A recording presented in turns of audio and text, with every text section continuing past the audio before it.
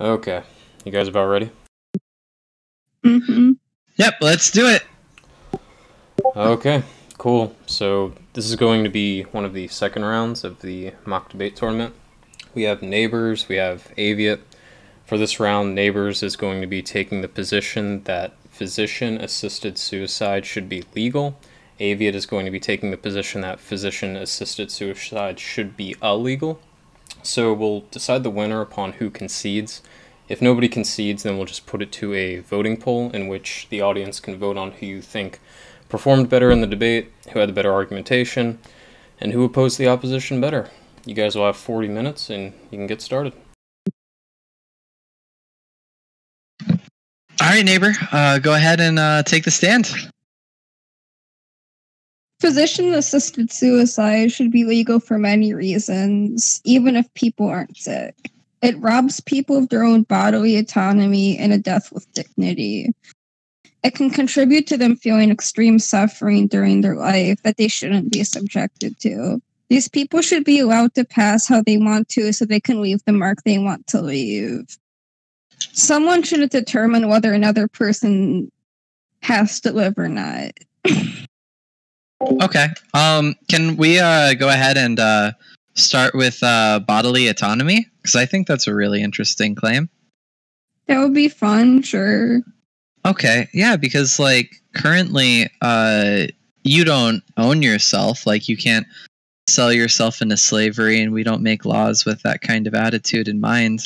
We understand that there's like a certain level that we need every person to like behave towards. So I'm going to have to say I think that's going to be not necessarily my biggest contention with this argument, but definitely a really big problem.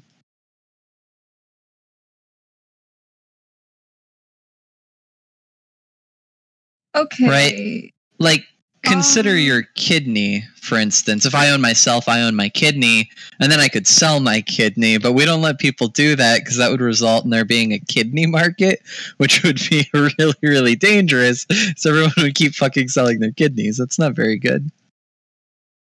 Right, but that's because it would have like a bad outcome. I don't really see a lot of harm in letting like someone choose to die. I mean, you can be coerced into it. People are always getting coerced into dumb things. I think you're definitely, that's a reason, especially if you're under 25 before your brain's fully developed. I mean, teenagers often kind of complete those kind of things, and that's pretty bad.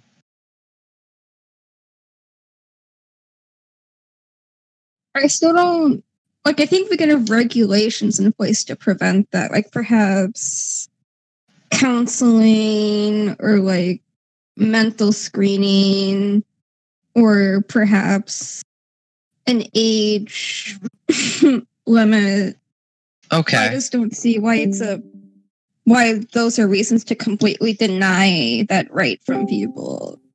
So just to get this clear, then you think it should be illegal for certain people to kill them or have physician-assisted suicide? I never said that. Like, it is.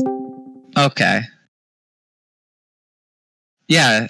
Because I don't want it to be an option for anyone under 25, much less over 25. But I think we can at least all agree that, like, oh, well, if your brain's not fully formed yet, you can't come to rational decisions. Like adult brains and teenage brains are just kind of like designed differently.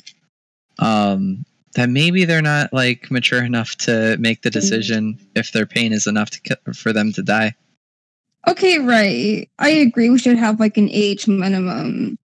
So I guess we can set the frame of the debate with that too. Okay, but it should be illegal for anybody under 25 to kill themselves, okay? Right? Yeah. Okay, because your brain's not developed yet, so you can't like have a good way of deciding that. Okay. Can I kind of jump this over to trans people for a minute? Because you said, okay, like psychically or like psychiatric diagnosis, right? Would that kind of include gender dysphoria? We have ways to help gender this. Well, okay, we have ways to help other psychiatric disorders too. But I think once that person turns 25, they could decide whether to transition. But maybe transitioning isn't for them, or maybe the things trans people usually do aren't for them. They want to do something different. I also don't think suffering is required for someone to end their life or not. Oh, really? Suffering isn't required? Well, then, like, why don't we just legalize suicide? It seems weird to me if you say, oh, suffering isn't required, to even, like, include the physician-assisted part. Because the physician-assisted part can help prevent botched suicide and things like that. Okay, so you want people to kill themselves efficiently. If they truly wish, that's what they want. Yeah, which is why we need the age minimum. Okay, so young people aren't allowed to kill themselves. What about people with, like, depression and suicidal thoughts? Are they allowed to get... Yeah, I think so, because you could say, like, I do agree there are ways to help them, but for someone to get help, they have to want to help themselves, right? And let's say that person, like, is never in the right mind to help themselves and they just want to die. There's not really a way to help them because they're not with the right attitude to want to help themselves. I think we opened the door too much for people who could have been saved to end up just getting the suicide route out.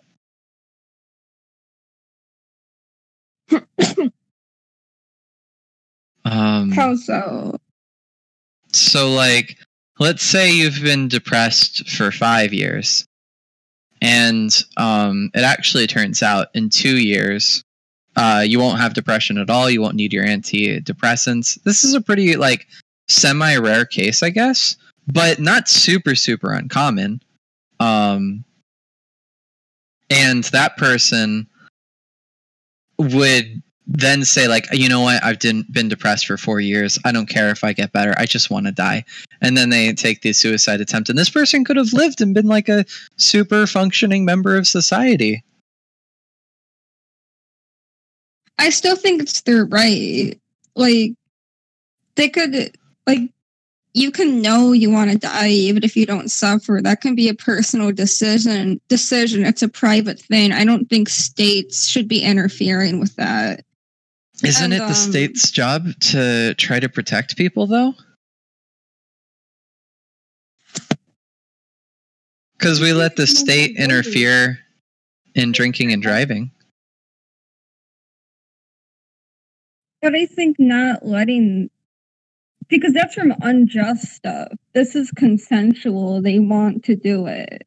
And then being over 25, that helps, like, with the certainty of the decision. Drinking and driving hurts other people. Okay. But it often leads mainly to self-injury. Not necessarily, because drinking and driving also charges you for hurting other people, and that's unintentional. Like, that's like car accidents and making a stupid mistake. This is a decision that someone comes to about their own life. Not just, a drunk night out. Yeah. So the difference is, like, the amount of time they spent thinking about it? No, I just think it's intention. Okay, so someone tomorrow can walk up and get a physician-assisted suicide without any sort of pre-screening beforehand? No. Because we would have certain regulations. It's along with intention. It's also understanding the consequences. Like, people who drunk drive are kind of like not. Oh, so the difference is mindset. Okay. Sure. So if someone were to say, you know what, I really do want to sell myself into slavery. Giving that money to my family is really going to be worth a lot. I want to do that. And then they go through counseling. And then at the end of the day, the counselors are like, yeah, he's sane, sure. Can this person sell themselves?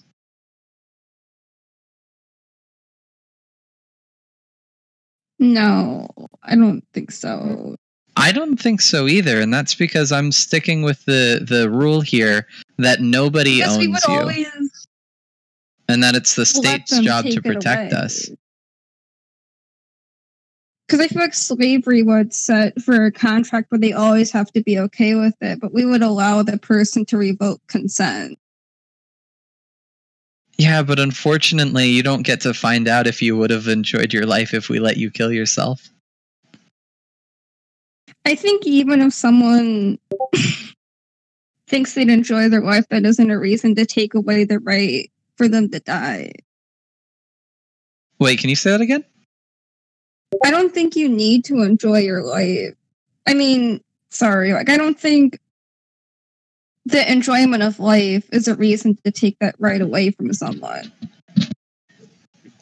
The right of death? Yeah. I mean, I think so. Like, for instance, in Sweden, they did a study, and they saw that in 2,310 suicides from 1988 to 2007. They saw that 23% or 21% of those suicides were from back pain. So that means if we kind of open up to like letting people kill themselves for whatever reason they want, back pain now is 10 times more deadly than the coronavirus. And this is just people who killed themselves without it being physicianally like assisted. If it was like no pain, you just lie down and fall asleep, I'm sure this number jumps up from 21%.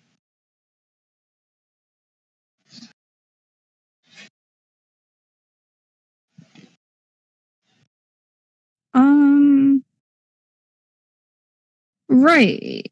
I think that's like that sucks, but that's without regulations and screening. Well, so what are these screenings and regulations searching for? This is someone in chronic pain who's lost the will to live, and they decide to die.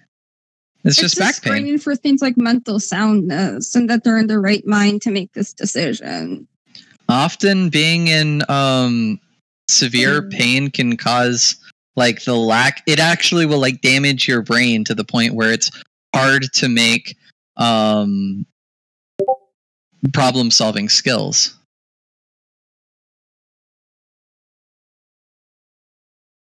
I think we could allow an exception in certain cases like that. So back pain becomes deadly again. If it's chronic to the point you're talking about. But if we don't have screening, we can't know if all of those cases would be valid. I don't think I understand the point of like screenings if it's still going to end up in an outcome where more people die from preventable causes. Not necessarily. Like it could have prevented some of those back pain suicides. It's only if dying is preferable.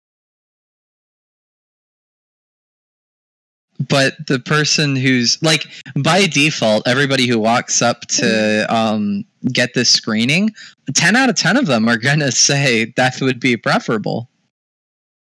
So the only like two options would be for like during the screening process for them to try to like trick you and talk you out of it, like they do in like certain red states with abortion, or it's not just them thinking it's preferable. It'd be like another rational person, like maybe the doctor. Okay, so the doctor in a screening process tries to have no bias, right? Of course, yeah. Okay, and you're screening for intent, right? Do you actually want to kill yourself? Right. And are you mentally sound to make that decision? Okay. And trans people are allowed to have this screening? It depends on if they're mentally sound or not. I don't think being trans automatically excludes you from deciding or not.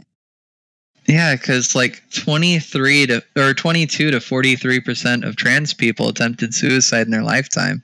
This seems like you're going to wipe out the trans population. I'm not focusing on the trans people. Like, we have screening because less of them might be mentally sound, but that doesn't mean all of them aren't. I'm just saying that if my goal was to implement a policy that would eliminate trans people off the face of the earth, I would start by making it as easy as possible to kill yourself. I think you're kind of trying to frame this because that would be because we're talking about a consensual decision and someone's private life that someone makes. Yeah, and I'm just talking about, like the policy implications of what you're trying to perform.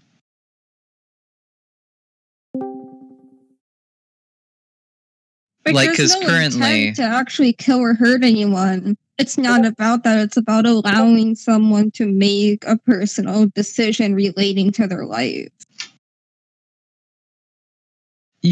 Yeah, sure. But then, like, we get to the end of the day, and I'm saying the state's goal is to protect you. That includes from yourself, and sometimes mental illness can be, like, super fatal. Chronic pain can be fatal in these situations where people are killing themselves, but I think it's through counseling and like more medicine that these people get better and then feel happy that they didn't kill themselves. Because the state laws also help guarantee your rights and your freedoms. It's a constant balance between the two. Yeah, and again, but we would have screening. We currently say that you don't own yourself. I think there's like different senses to that. Like, because a lot of your examples have been economical, like the kidney market thing. We allow euthanasia in certain states already. And also, do we? What's going on with those? Like Oregon, for example, has it, but only for people who are super terminal and stuff like that. But physician-assisted suicide is like an extension of that euthanasia.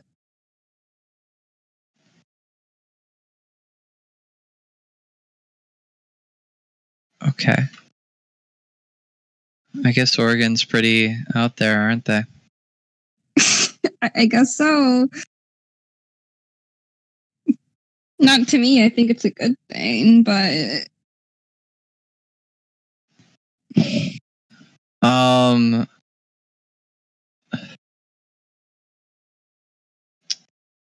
don't know. I guess what they're talking about's pretty different than what we're discussing, right? Because the discussion is open legally and theirs is terminally illness, so they say it's illegal in most cases. It's still a similar concept or idea. That it's, well, no, because theirs is like illegal 99% of the time. Right, but you were asking like if anyone like does it, so I like gave an example. Okay, sure. Which, at the end of the day, it's ending life to avoid suffering. Yeah. But I mean, with my thing, for certain people would want to avoid suffering. Yeah, I just guess like what really upsets me about the whole concept is that the chronic pain causes problem-solving defects. Again, we could allow exceptions in certain cases like that. So, well, that would make like, because if Oregon's death with dignity is based off of like a terminal illness where you're in chronic pain, if we're saying, oh, well, chronic pain actually changes the way your brain works, you can't do it, citizens of Oregon, for the reasons you've been allowed to, you know? That doesn't make sense to me. No, I mean, the chronic pain would be justified in wanting to die. That's why you have, like, the doctor. The doctor could also help with that. And they can help determine if it's justified. I'm not saying we should pull away their right to die. I'm saying if we have a screening system and those people don't pass it, since they have chronic pain, that could be a different justified reason for allowing them physician-assisted suicide. Okay. So what happens if we like treat the chronic pain and it goes away, but the changes and damage it's done to the brain hasn't recovered yet and they still want to die?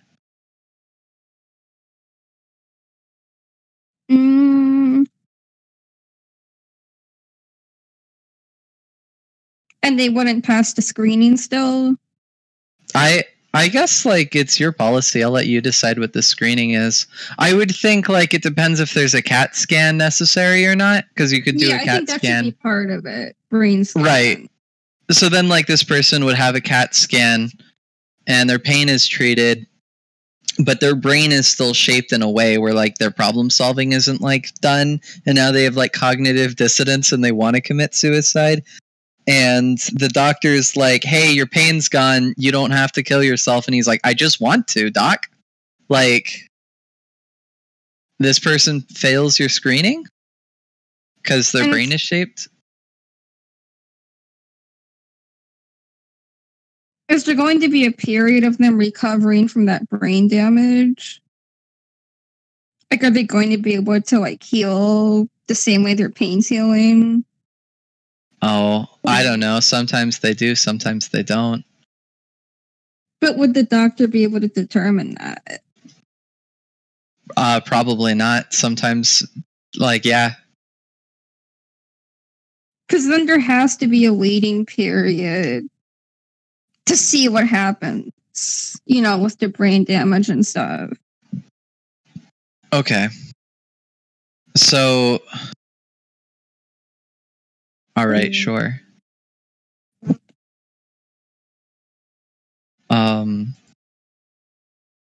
So like currently we're at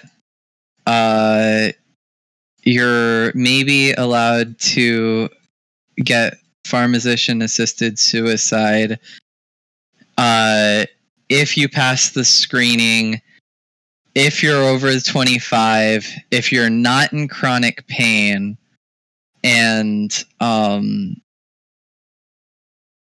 you're I think I'm getting this right. Did I miss any of the areas? You can be in chronic pain, but it changes with your like problem solving skills. But it can still be a justified reason to want to die, and that's where the rational agent comes in. But this rational agent almost definitionally can't be the person in pain.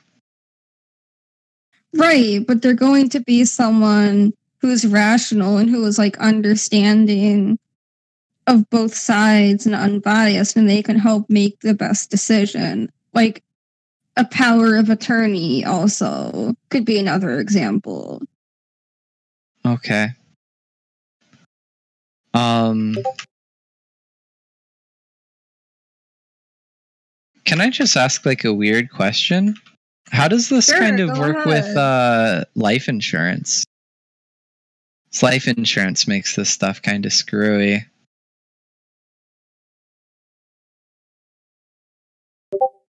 How? So like, what if someone has life insurance and then they get back pain and then they want to kill themselves? Their spouse says, go for it. There's a financial advantage to them saying yes. But on the other hand, if we take that into account, then if the spouse says no, don't do it, you don't know if they like get the money from the life insurance or not, and they might just know that their spouse is going to do it anyway.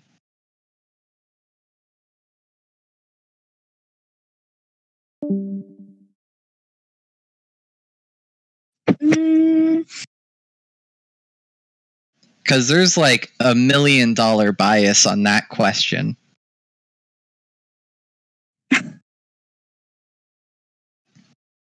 I guess there could be a thing set up where like the living spouse isn't allowed to benefit from it.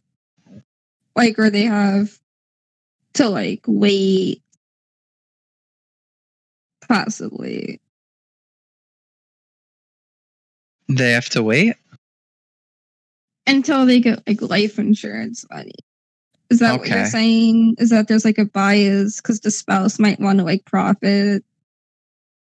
Because people already do this for life insurance. Like, life insurance is already really screwy. So like opening up suicide to it, I think just causes like a ton of problems.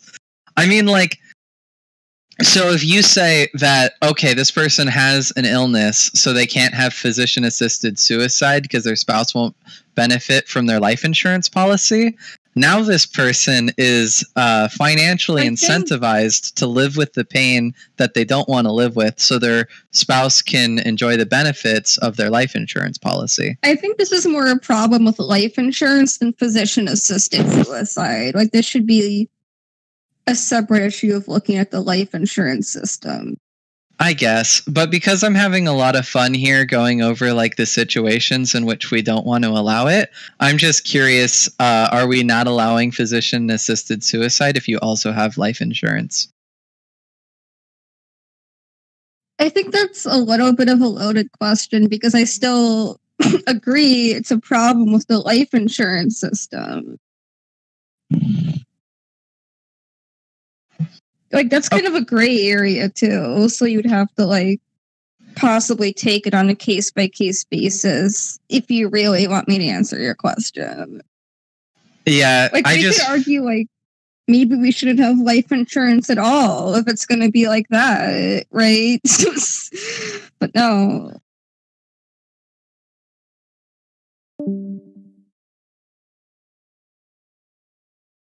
One second here. Okay. Yeah, because like this is like a really complicated issue, and 59% of Americans have life insurance. It's not that complicated. Yeah, exactly. No, so this, the question is like, how do you know?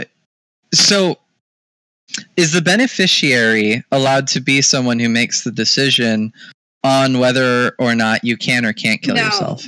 No, because that's bias. No. Right, I agree. But now you're a wife. Like, who knows you better than your spouse? Like, the rational agent is going to be a professional person. It's not going to be someone who you know, because it can have else to bias.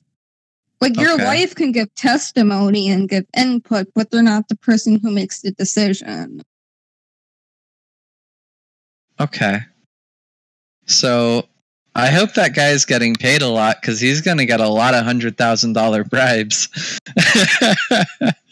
You know, it's like, you know what, my husband's getting a little old, getting a little slow, doesn't take out the trash. Hey, doc. We wouldn't allow for that either. Like, again, I mean, unless you have a robot conducting the like the symptomatic systems, bribes are already illegal. Yeah, sure. I'm just saying this guy's gonna have to get paid a lot. People like hitmen exist, and bribes are already illegal, so it's might as well argue there. No, what I'm trying to get to is this is going to be expensive. The more elements that we account for in the sake of this screening, the more pricey it's going to get.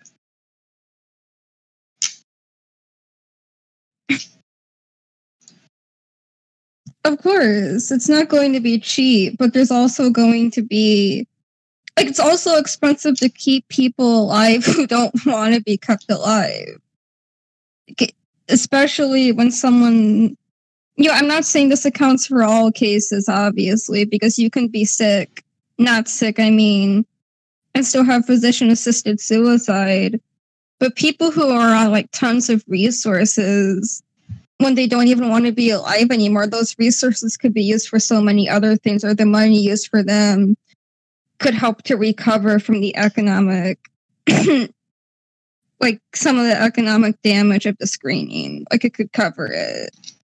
Yeah. I guess that's fair. Sure. Well, I see we have about 10 minutes left. Yeah. Would you like to go ahead and kind of start final closing statements or anything like that? Not yet, because I still have some points to make. Okay, yeah, sure. Is there go ahead and make a point. I'd like to address it. So, the Hippocratic Oath, right, that doctors make to do no harm. Yeah. So I actually think this would help doctors stick to their Hippocratic Oath because it's consensual, right? And there could be potential harm brought on by keeping the person alive in certain cases.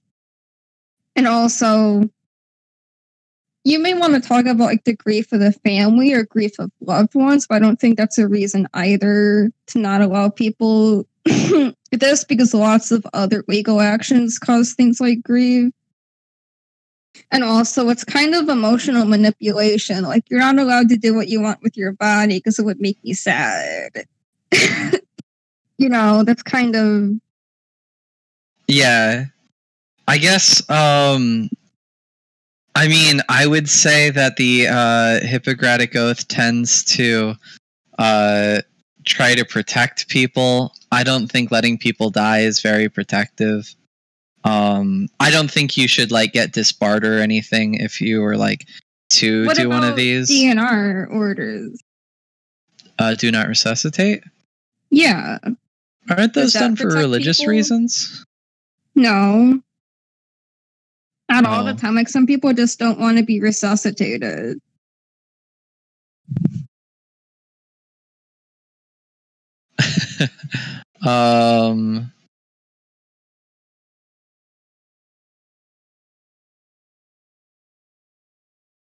Like, I think the Hippocratic Oath, if we're talking about protecting people, rights are part of that too. Is it very ethical to Well, kind of addressing the rights. I mentioned that you just don't own yourself. We just don't let people make whatever irrational decisions they want to make. That's only in certain cases. All of the cases we kind of pointed out, I think that choosing suicide always means you're kind of irrational. Healthy, rational people just don't choose to kill themselves. There's probably something else going on, and those people would probably have a better situation in life if we just let them, or if we just made them live and try to figure it out.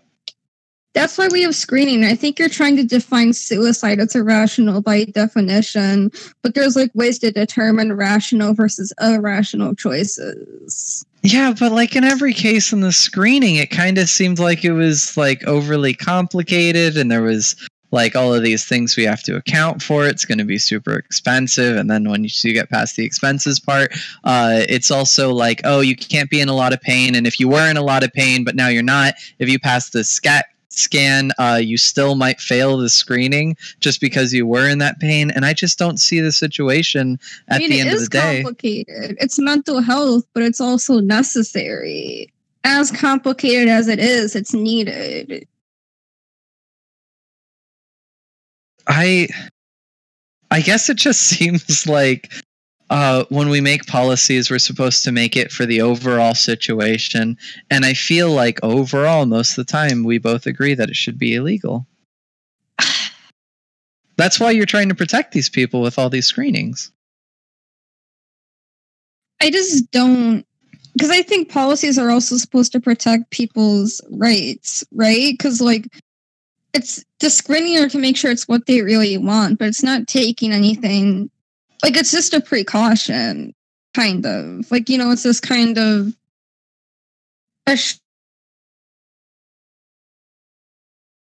Oh, neighbors, you cut out. Can you say it again?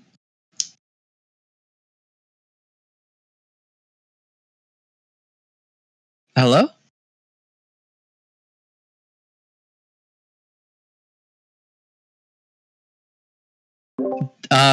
Did I cut out? Stone, am I here? You're audible. I think Neighbors is just having connection issues. Ah, shoot. Pause the timer. We'll go an extra 5 minutes. Yeah, I'm really disappointed. I wanted to hear what they were saying.